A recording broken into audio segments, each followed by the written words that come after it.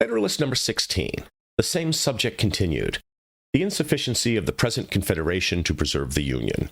From the New York Packet, published Tuesday, December 4th, 1787, by Alexander Hamilton.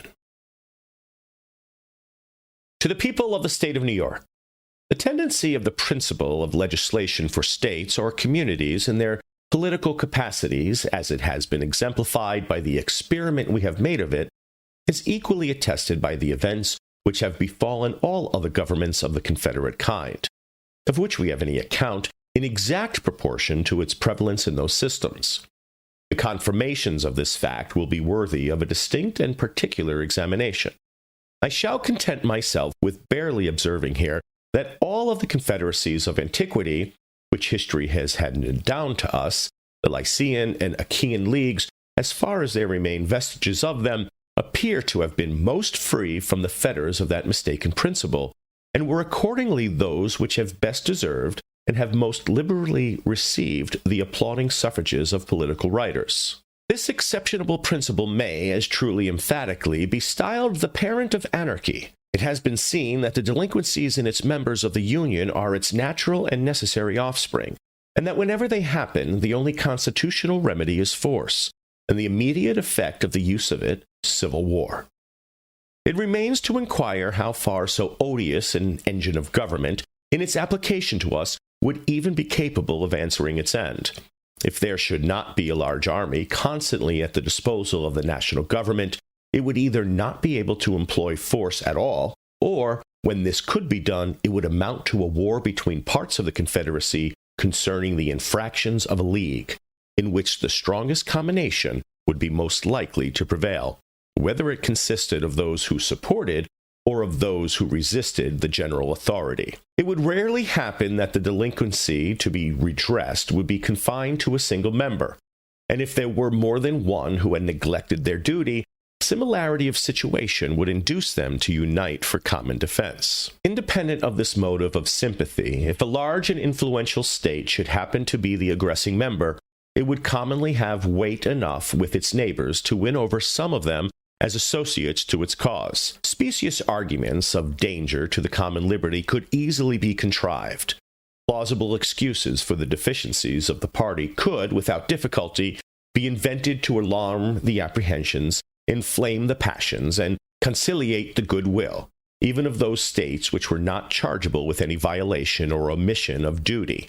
This would be the more likely to take place, as the delinquencies of the larger members might be expected sometimes to proceed from an ambitious premeditation in their rulers, with a view to getting rid of all external control upon their designs of personal aggrandizement, the better to effect which it's presumable they would tamper beforehand with leading individuals in the adjacent states.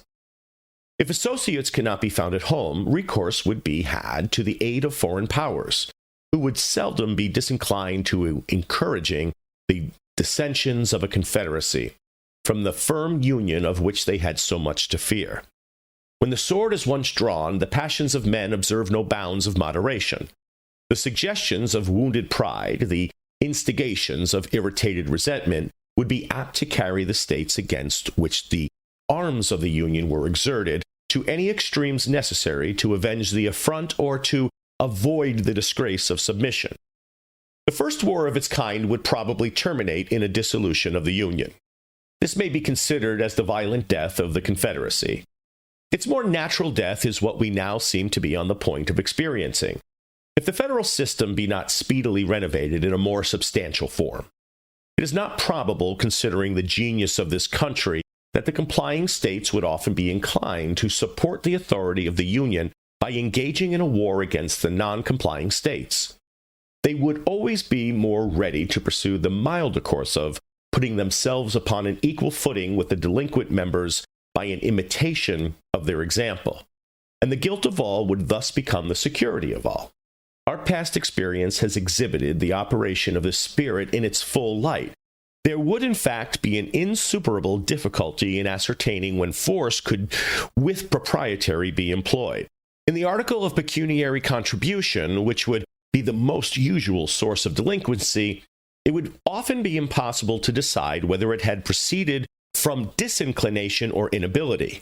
The pretense of the latter would always be at hand, and the case must be very flagrant in which its fallacy could be detected with sufficient certainty to justify the harsh expedient of compulsion.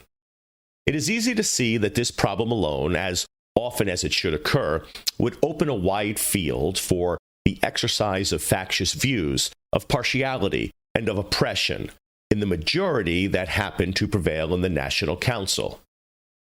It seems to require no pains to prove that the states ought not to prefer a national constitution which could only be kept in motion by the instrumentality of a large army continually on foot to execute the ordinary requisitions or decrees of the government. And yet this is the plain alternative involved by those who wish to deny it the power of extending its operations to individuals. Such a scheme, if practicable at all, would instantly degenerate into a military despotism, but it will be found in every light impracticable.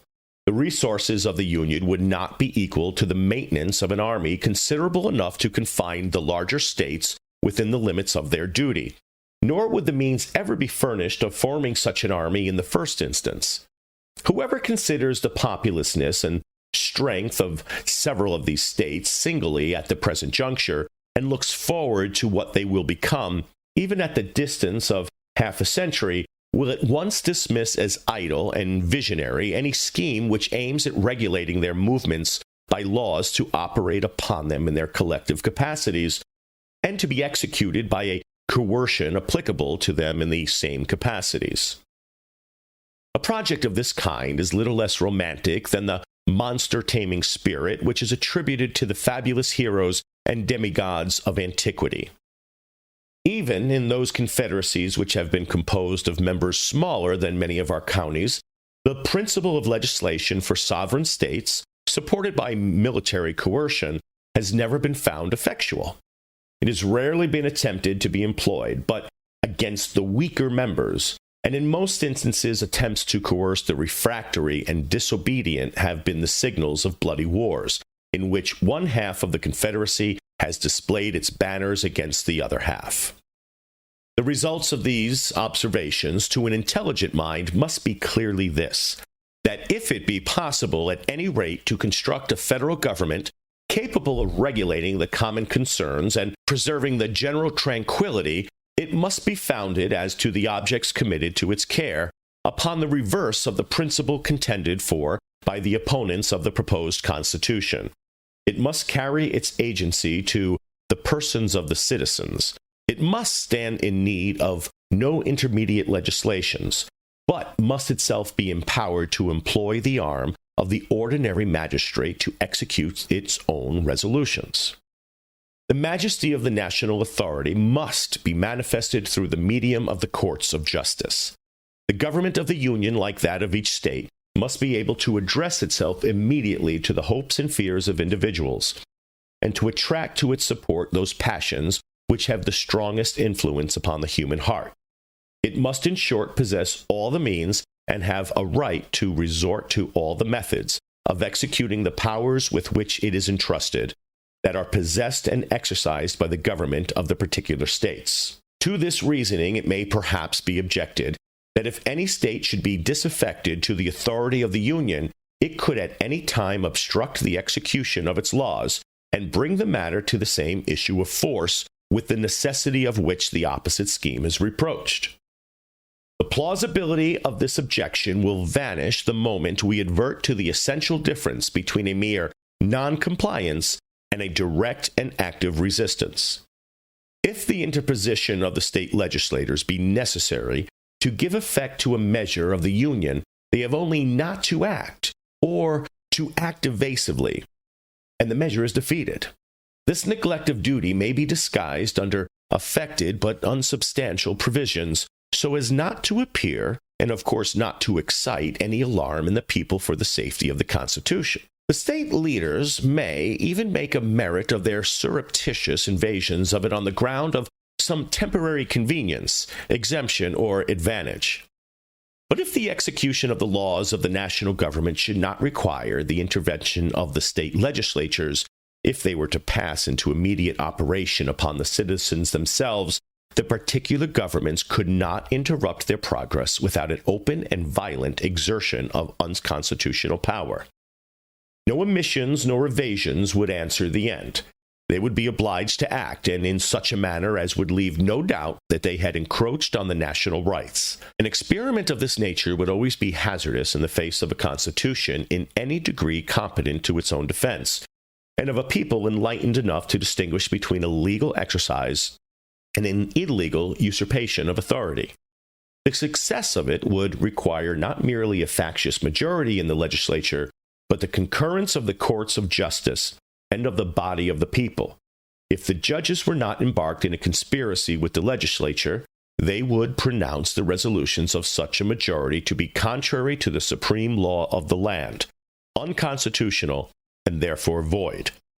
If the people were not tainted with the spirit of their state representatives, they, as the natural guardians of the Constitution, would throw their weight into the national scale and give it a decided preponderancy in the contest.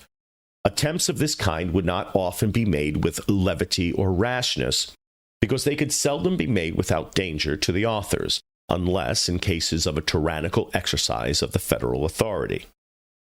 If opposition to the national government should arise from the disorderly conduct of refractory or seditious individuals, it could be overcome by the same means which are daily employed against the same evil under the state governments. The magistracy, being equally the ministers of the law of the land, from whatever source it might emanate, would doubtless be as ready to guard the national as the local regulations from the inroads of private licentiousness. As to those partial commotions and insurrections which sometimes disquiet society, from the intrigues of an inconsiderable faction, or from sudden or occasional ill humors that do not infect the great body of the community, the general government could command more extensive resources for the suppression of disturbances of that kind than would be in the power of any single member. And as to the mortal feuds which in certain conjunctures spread a conflagration through a whole nation, or through a very large portion of it, proceeding either from weighty causes of discontent given by the government or from the contagion of some violent popular paroxysm, they do not fall within any ordinary rules of calculation. When they happen, they commonly amount to revolutions and dismemberments of empire. No form of government can always either avoid or control them. It is in vain to hope to guard against events too mighty for human foresight or precaution, and it would be idle to object to a government because it could not perform impossibilities. Publius.